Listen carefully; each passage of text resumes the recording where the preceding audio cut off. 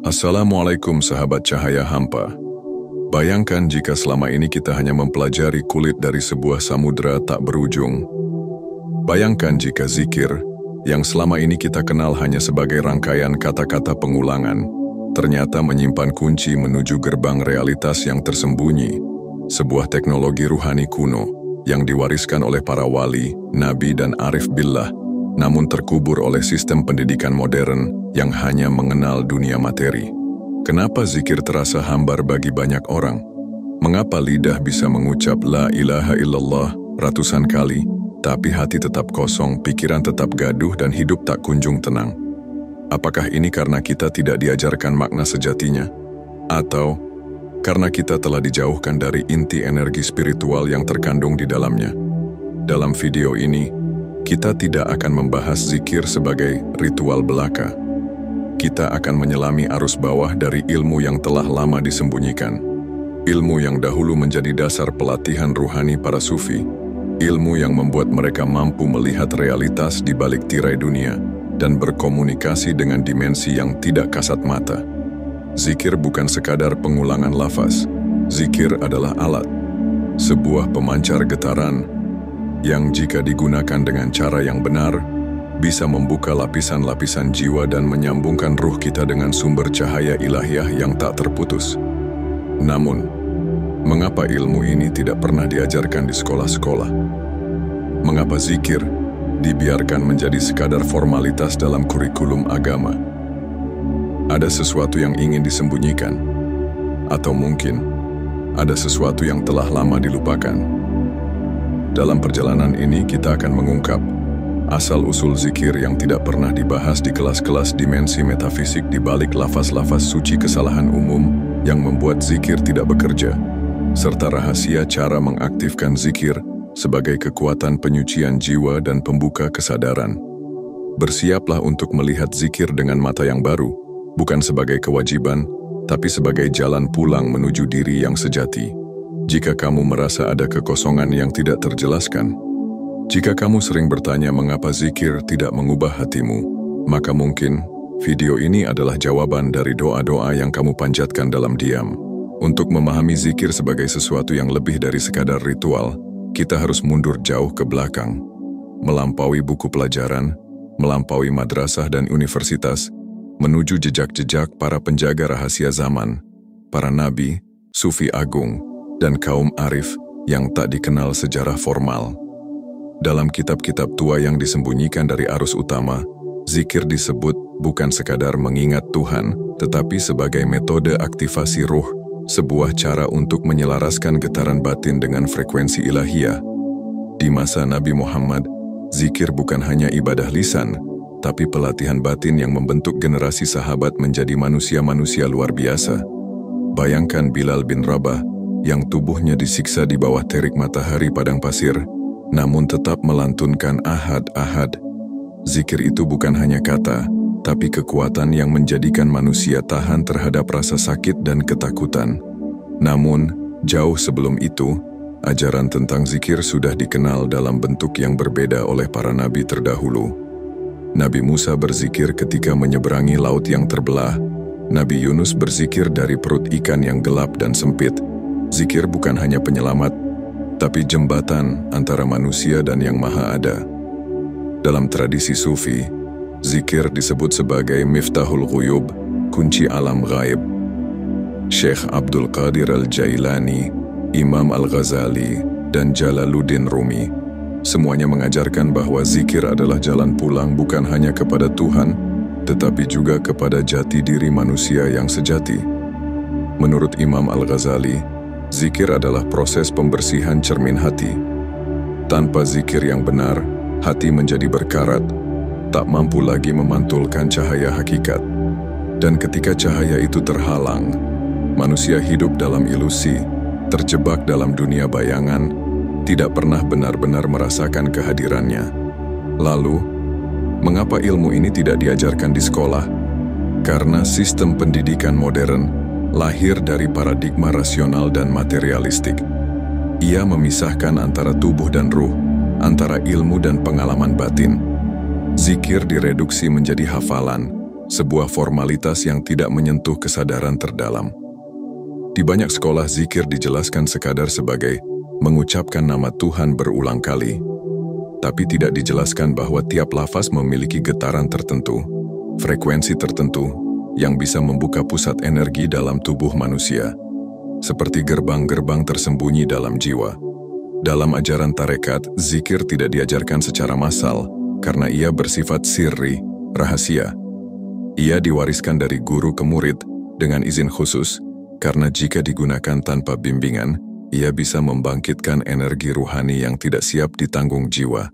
Zikir bukan untuk dipamerkan. Zikir adalah ilmu api yang bisa menerangi, tapi juga bisa membakar jika dimainkan sembarangan. Inilah mengapa sebagian besar orang tak merasakan perubahan apapun saat berzikir, karena mereka hanya diajarkan bagian luar, sementara pintu dalamnya dikunci rapat oleh zaman dan ketidaktahuan. Zikir bukan sekadar ucapan, bukan pula sekadar gerakan bibir. Ia adalah aliran energi batin yang menghubungkan manusia dengan asalnya. Tapi untuk bisa merasakannya, kita harus mengubah cara pandang kita terhadap zikir itu sendiri. Selama ini, kita mengira bahwa zikir itu kita yang memulai, kita yang mengucap, kita yang menyebut, kita yang memanggil. Padahal, menurut para arif, zikir yang sejati bukan ketika engkau menyebut namanya, tapi ketika engkau disadarkan olehnya untuk menyebut namanya. Zikir bukan dimulai oleh lidah, melainkan oleh panggilan dari dalam jiwa. Panggilan yang halus, nyaris tak terdengar, yang sering kita abaikan karena kebisingan dunia. Zikir bukan hanya tentang lafaz, tapi tentang kesadaran di balik lafaz itu. Seseorang bisa menyebut Allahu Akbar ribuan kali, namun jika hatinya tidak hadir, maka yang bergema hanya gema kosong. Lalu bagaimana zikir bisa menjadi jalan pulang? Mari kita ambil analogi sederhana. Bayangkan hati manusia seperti danau yang dalam. Setiap kali kita berzikir dengan hati yang sadar, kita melemparkan batu ke tengah danau itu. Lemparan demi lemparan akan menciptakan gelombang getaran yang menembus ke dasar, menggetarkan lapisan-lapisan bawah sadar, dan membangunkan ruh yang tertidur. Zikir adalah penggugah ruhani. Semakin sering engkau berzikir dengan kesadaran penuh, semakin dalam gelombang itu menembus ke dirimu yang sejati. Dan di sanalah letak rahasianya. Setiap lafaz zikir memiliki medan energi tertentu. Misalnya, La ilaha illallah adalah pemutusan dari segala bentuk keterikatan, sebuah pemurnian dari segala berhala batin, ego, harta, nafsu, pujian. Allahu Akbar adalah penanaman kesadaran akan kebesaran Tuhan, yang jika dirasakan benar-benar mampu menghancurkan rasa takut dan keraguan dalam hati. Subhanallah adalah zikir penyucian, mengangkatmu dari energi rendah, membersihkan aura, dan memperluas batin. Namun, inilah yang tidak banyak diajarkan. Lafaz itu tidak bekerja hanya karena diucapkan.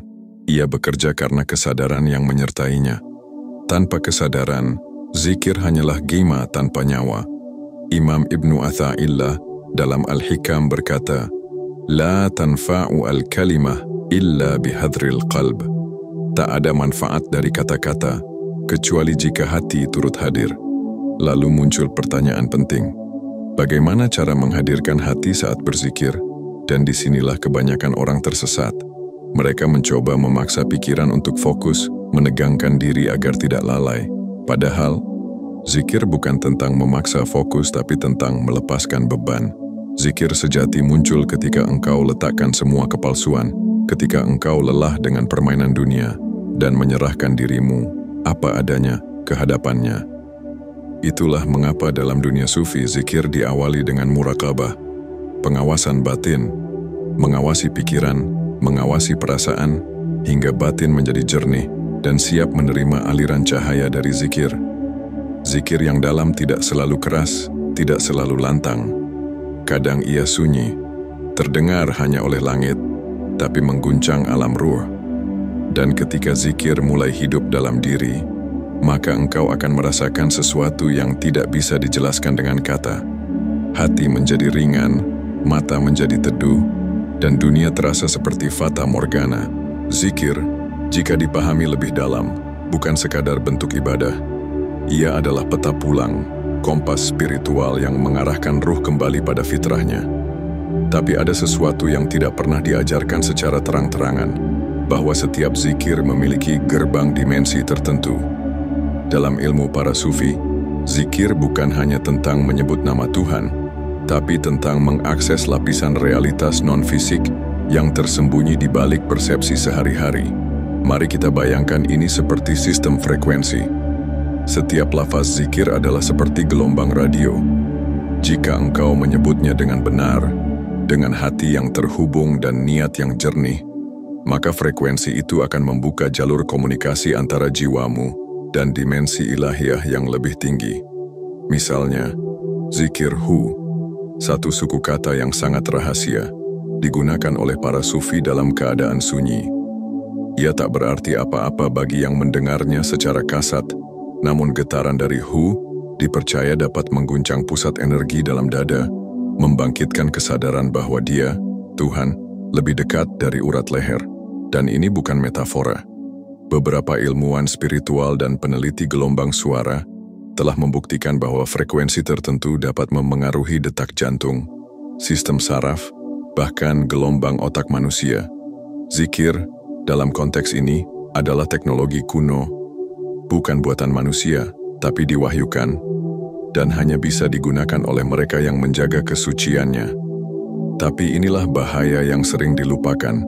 Zikir bisa menjadi rutinitas kosong jika dilakukan hanya dengan mulut. Lebih parah lagi, bisa menjadi hijab yang justru menutupi hati dari Tuhan, karena seseorang merasa sudah berzikir, padahal hanya mengulang kata tanpa ruh. Rasulullah pernah bersabda, banyak orang yang membaca zikir, namun zikir itu melaknatnya. Hadis riwayat Ad-Dailami. Apa maksudnya? Zikir tanpa hati, zikir dengan niat riya, zikir untuk dipamerkan atau dilombakan, semua itu menjadi suara kosong yang dibenci langit. Zikir yang sejati justru sunyi, tak selalu terdengar oleh telinga luar, tapi menggema keras dalam lubuk jiwa. Ia mengubah cara pandang, mengubah cara merasa, hingga kita tidak lagi hidup dalam ilusi dunia. Lalu, mengapa zikir menjadi rahasia yang tidak diajarkan luas? Karena ketika seseorang benar-benar memahami dan menghidupkan zikir, ia tak lagi mudah dikendalikan oleh dunia. Ia tidak mudah dibeli oleh sistem, tidak tunduk pada ketakutan buatan, dan tidak goyah saat kehilangan hal-hal duniawi. Orang yang hatinya penuh zikir akan menjadi seperti gunung yang kokoh, tak terguncang oleh badai dunia, karena di dalam dirinya ada pusat cahaya yang selalu menyala, siang dan malam. Dan inilah yang ditakuti oleh kekuasaan yang mencintai pengendalian. Manusia yang merdeka batinnya, yang tidak lagi bisa ditakut-takuti dengan kehilangan, karena mereka telah menemukan yang tak pernah bisa hilang, zat yang kekal. Zikir bukan jalan bagi mereka yang ingin terlihat alim. Zikir adalah jalan para pencari, yang rela membakar ego, melepas ambisi dan menyelam ke dalam sunyi, demi menemukan satu hal, kehadirannya yang hidup dalam setiap tarikan nafas. Sekarang, mari kita turunkan semua ke dalam realitas harian, karena ilmu tanpa amal hanyalah beban, dan zikir tanpa penerapan hanya akan menjadi gema tanpa arah. Lalu, bagaimana kita menghidupkan zikir? Bukan sekadar menghafal lafaz, tetapi menjadikannya denyut nadi kehidupan. 1. Temukan lafaz zikir yang menyentuh jiwamu. Setiap manusia memiliki frekuensi ruh yang unik. Zikir yang paling ampuh bukanlah yang paling panjang, tetapi yang paling menyentuh hatimu. Cobalah renungkan. Ketika engkau mengucap La ilaha illallah, apakah hatimu merasa lepas dari dunia? Ketika engkau melafazkan Astaghfirullah, apakah engkau merasa seperti sedang dipeluk oleh ampunan? Ketika engkau bisikkan Hu, apakah tubuhmu ikut bergetar dalam keheningan? Uji dirimu, duduklah dalam diam. Coba satu lafaz selama 5 menit, dan lihat bagaimana tubuh dan hatimu merespons. Yang terasa paling menghunjam, itulah kunci awalmu. 2. Bangun waktu zikir yang intim. Zikir tidak harus dilakukan berjam-jam, tapi ia perlu keintiman. Pilih waktu-waktu sakral, sebelum fajar, ketika dunia masih sunyi, setelah isya saat gelombang hati mulai melunak, atau bahkan di sela aktivitasmu di tempat kerja saat menunggu dalam perjalanan, mulailah dari 7 menit saja. Tutup mata, tarik nafas perlahan, dan ulangi zikir dalam hatimu. Biarkan dirimu tidak hanya menyebut, tetapi merasakan setiap getaran kata. Jangan buru-buru. Zikir bukan perlombaan, ia adalah pelukan panjang antara ruh dan Tuhannya. 3. Gunakan zikir sebagai reset emosi. Dalam kehidupan, kita sering terjebak amarah, sedih, takut, cemas. Zikir adalah tombol reset emosional. Saat marah, ucapkan, Ya Halim. Saat sedih, bisikkan Hasbunallah wa ni'mal wakil. Saat takut, hembuskan Allahu Akbar perlahan-lahan dan rasakan bagaimana getaran itu mulai menurunkan gelombang stres, mendinginkan dada, dan mengembalikanmu ke pusat kedamaian. 4. Latihan zikir nafas. Teknik para wali. Ini adalah salah satu teknik sufi yang sangat sederhana, tapi dahsyat. Disebut zikir nafas. Caranya, saat menarik nafas, hadirkan dalam hati lafaz la ilaha. Saat menghembuskan nafas, hadirkan lafaz illallah. Lakukan ini 3/3 kali dalam duduk hening. Jangan ucapkan dengan mulut, cukup dengan hati. Latihan ini bisa mengubah struktur gelombang otak, menurunkan ketegangan, dan dalam jangka panjang membuka kesadaran ruhani. 5. Jangan takut gagal atau lalai. Zikir bukan tentang menjadi sempurna. Zikir adalah tentang kembali. Meskipun engkau lalai, meskipun pikiranmu kabur, jangan berhenti. Karena setiap kali engkau kembali, itulah zikir yang sejati. Dalam hikam disebutkan, jangan engkau tinggalkan zikir karena merasa lalai, karena kelalaian dalam zikir lebih baik daripada lalai tanpa zikir. Zikir bukan hanya di sajadah. Zikir adalah ketika engkau sedang memasak tapi hatimu berdetak dengan Alhamdulillah. Ketika engkau berjalan dan setiap langkahmu memantulkan Subhanallah. Ketika engkau menahan amarah dan hatimu berkata, Ya Sabur. Zikir bukan aktivitas tambahan. Ia adalah cara hidup. Dan jika engkau istiqomah, maka akan datang momen langka, di mana engkau tidak lagi berzikir, tetapi menjadi zikir itu sendiri. Langkahmu menjadi zikir, tatapanmu menjadi zikir, bahkan diammu menjadi zikir. Inilah tanda ruh telah kembali ke asalnya. Kita telah berjalan jauh bersama, menyusuri lorong-lorong ilmu yang tak diajarkan di sekolah, membuka tabir dari zikir yang selama ini hanya kita kenal sebagai bacaan ibadah, padahal ia adalah cahaya hidup, getaran yang bisa mengubah jiwa menjadi bening dan menyambungkan kita kembali pada Yang Maha Mengingat.